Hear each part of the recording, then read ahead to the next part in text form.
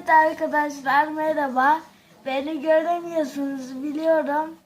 Slime yaptım. Görmüş olduğunuz üzere. Slime'ımızla birkaç dakika oynayacağız. Sonra videoyu bitireceğim. Şöyle elinize yapışıyor.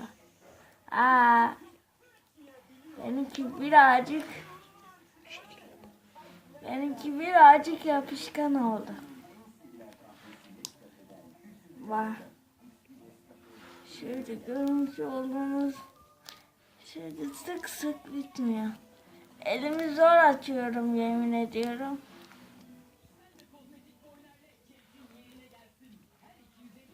Nasıl yapsam?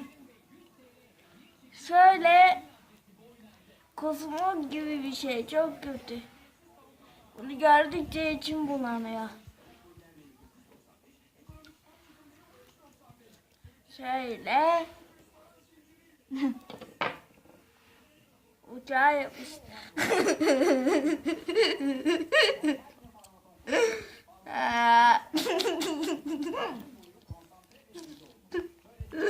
Hey,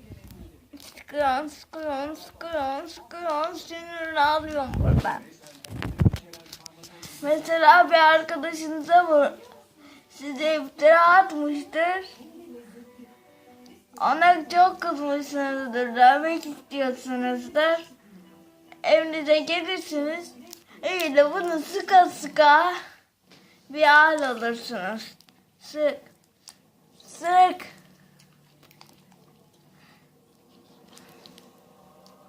Bak şöyle, bu elimde kaldı.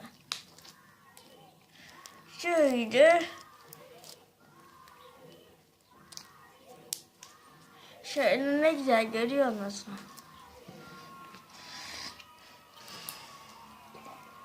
Şöyle şunu.